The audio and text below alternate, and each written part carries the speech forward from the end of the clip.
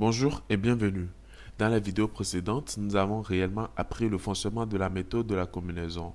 Nous avons notamment appris la combinaison adverbe plus adjectif. Plus tard, nous avons appris la structure nom plus adverbe plus adjectif qui s'inspire de la combinaison adverbe plus adjectif.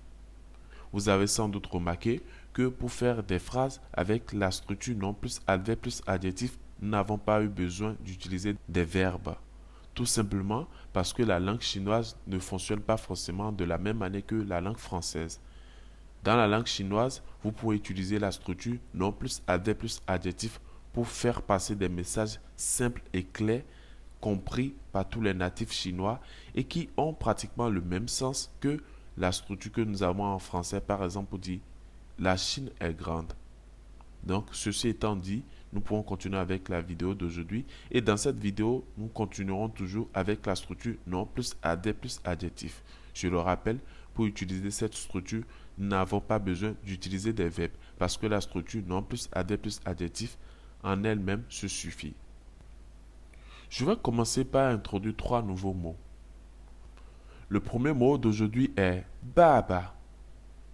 Le deuxième mot d'aujourd'hui est maman. Et le troisième mot d'aujourd'hui est lao shi. Ces trois mots respectivement veulent dire papa, maman et professeur. Pour continuer avec l'illustration de la structure nom plus adverbe plus adjectif, nous allons commencer tout de suite avec le nom baba. Ce nom peut se combiner également avec tous les adjectifs que nous avons appris jusqu'ici dans la structure nom plus adverbe plus adjectif. Commençons donc avec l'adjectif ta. Nous avons trois combinaisons possibles. Donc, la première combinaison c'est baba renta. La deuxième combinaison baba puta.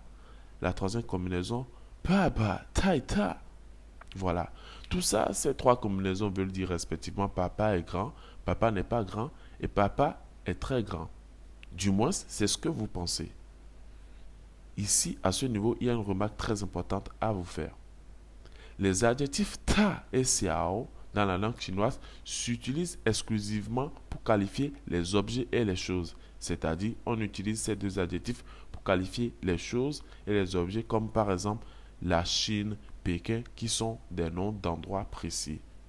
Pour qualifier un être humain de grand ou de petit, nous ne pourrons pas utiliser les adjectifs ta et xiao. Ici, je vais vous introduire un adjectif, l'adjectif pour dire grand quand on veut qualifier une personne. L'adjectif pour dire grand quand on veut qualifier une personne, c'est gao.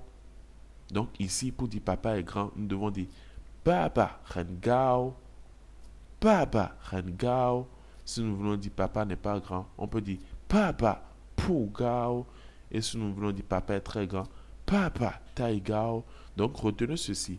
Pour qualifier une personne de grande ou de petite, on ne peut pas utiliser les adjectifs ta et xiao. Mais pour continuer avec la structure nom plus adverbe plus adjectif, nous pouvons bel et bien utiliser les autres adjectifs. Je vais donc illustrer les différentes possibilités avec les adjectifs que nous avons. Dans ce cas précis, nous avons la possibilité de faire beaucoup de phrases. Donc pour aller vite, je prendrai chaque adjectif et je vous donnerai un exemple avec chaque adjectif. Vous savez comment faire les combinaisons et arriver à ce niveau de l'apprentissage, vous avez déjà appris les bases pour pouvoir faire de véritables phrases. Donc je vais vous illustrer comment on peut utiliser les adjectifs pour faire des phrases. Avec nos trois nouveaux noms que j'ai introduits aujourd'hui, nous allons nous amuser à faire les phrases possibles. Évidemment, nous ne pourrons pas faire toutes les phrases parce qu'il y a beaucoup de phrases et ça prendra beaucoup de temps. Ce qui est très important, c'est que vous devez vous dire que ces phrases vous sont abordables. Et avec seulement quelques vidéos dans cette formation, vous êtes déjà arrivé à un niveau où vous êtes assez autonome pour pouvoir faire les phrases. Donc nous allons continuer l'illustration avec le nom Baba. Prenons les adjectifs je et lang qui veulent respectivement dire chaud et froid. Si nous voulons dire papa a chaud, on peut dire Papa ren je. Si nous voulons dire papa a froid, on peut dire papa ren lang. Maintenant, vous pouvez vous amuser à dire papa n'a pas froid, papa n'a pas chaud, papa a très chaud et papa a très froid. Continuons maintenant avec un autre adjectif.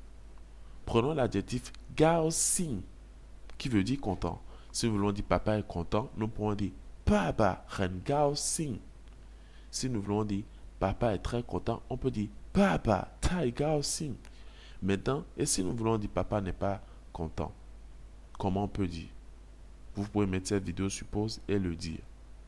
Voilà, on peut simplement dire papa pu gao xing. Voilà, donc voilà les différentes possibilités avec les différents adjectifs. Voilà, maintenant il y a un dernier adjectif, l'adjectif piaolian. Cet adjectif veut dire joli. Donc pour qualifier papa, on ne peut pas dire papa est joli. C'est valable comme en français où on ne peut pas qualifier papa de joli. L'adjectif joli est utilisé pour qualifier certains types d'objets et certains types de personnes.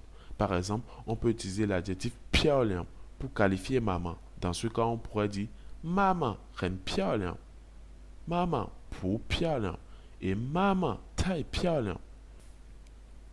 Voici donc académiquement parlant les trois possibilités. Mais vous vous rendez compte avec moi que dire maman pour piaolian est une phrase qu'on ne pourrait pas dire dans la vraie vie. Ça reviendrait à dire maman n'est pas jolie.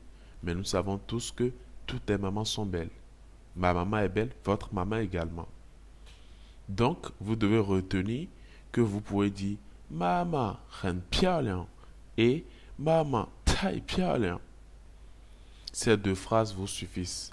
Mais vous devez savoir également qu'il y a une dernière possibilité pour dire maman pour piaolian. Mais vous devez juste apprendre ça seulement pour comprendre que c'est une phrase valable également. Étant donné que nous sommes actuellement sur l'adjectif piaolian, nous pourrons continuer avec le troisième mot que j'ai introduit aujourd'hui. Ce mot c'est lao shi.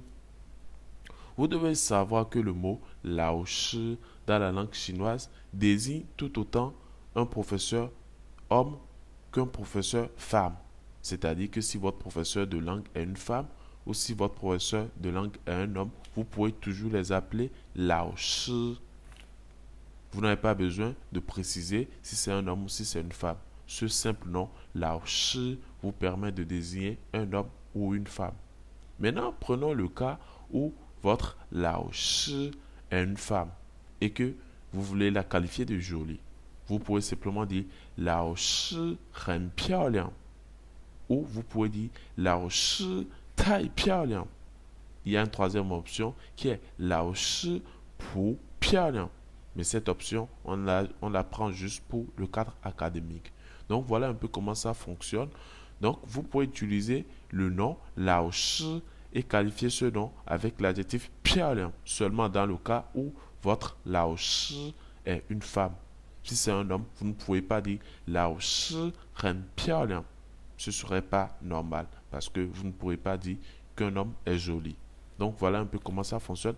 Et maintenant, on peut continuer avec les autres adjectifs. Avec l'adjectif lang, nous pouvons dire maman ren lang ou lao shi ren lang. Avec l'adjectif je, nous pouvons dire maman ren je ou lao shi ren je. Donc, avec chacune des possibilités que nous prenons, nous pouvons soit remplacer le nom par maman ou par lao shi. Donc, il y a plusieurs autres possibilités avec les adjectifs lang et je. Vous pouvez faire ces phrases par vous-même et essayer de comprendre le sens. Ça respecte toujours la structure nom plus avec plus adjectif. Il reste maintenant un dernier adjectif, l'adjectif gao xing. Avec cet adjectif, nous pouvons utiliser soit le mot baba, soit le mot maman ou le mot lao shi. Pour l'illustration, nous allons utiliser un seul mot. Avec les deux autres mots, vous pourrez refaire la même illustration. Nous allons utiliser le mot lao shi. Avec le mot lao shi et en utilisant toujours la structure nom plus adverbe plus adjectif, nous avons trois combinaisons possibles. Nous pouvons dire lao shi ren gao xing. Nous pouvons dire lao shi pu gao xing. Ou nous pouvons dire lao shi tai gao xing. Voilà. Donc, avec les deux autres noms, nous pouvons également avoir trois possibilités avec chacun des noms. En conclusion, nous devons retenir la structure nom plus adverbe plus adjectif. Vous devez également retenir que pour faire des phrases dans la structure nom plus adverbe plus adjectif, vous n'avez pas besoin d'un verbe.